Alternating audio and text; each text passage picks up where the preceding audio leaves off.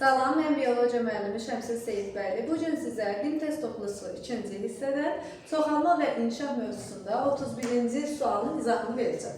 31-ci sualda nə deyir? Sağlam qadında saat cisim fazlalanda və mütmə müddəti cəmi 140 gün təşkil etmişdir. Bu müddət ərzində qametogenezin yetişmə mərhələsinin sonunda əmələ gəlmiş yönəldici cisimciklərdə autosomların sayının cəmini müəyyən edin. Və 28 günlük aybaşı sikli var, hamiləlik isə baş verməmişdir.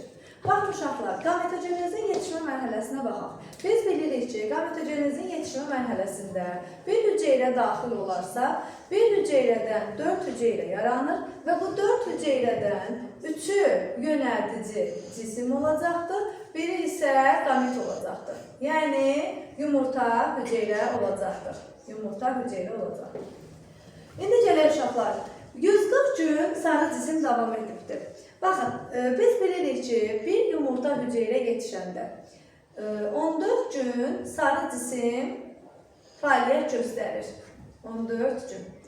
Bəs uşaqlar, 140 gün fəaliyyət göstəribsə, davam edibsə daha doğrusu, bəs nə olacaqdır? X buradan tapacaq ki, 10 ədəd nə olubdur? Yumurta hüceyrə olubdur.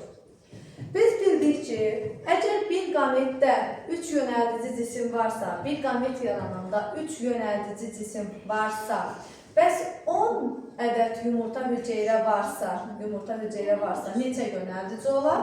Buradan taparıq ki, x bərabərdir 30 yönəldici cisim.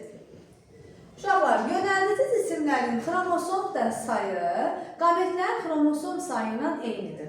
Yəni, biz bilirik ki, yumurta hüceyrə n-dir, n bərabərdir 23. Buradan 23 bərabərdir 22 plus x.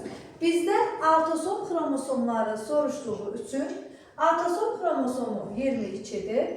30 vurulsun 22 bərabərdir 660. Deməli, yönəldici cisimciklərdə autosomların xromosom saylarının cəmi 660 olacaqdır. Sağ olun, təşəkkürlər.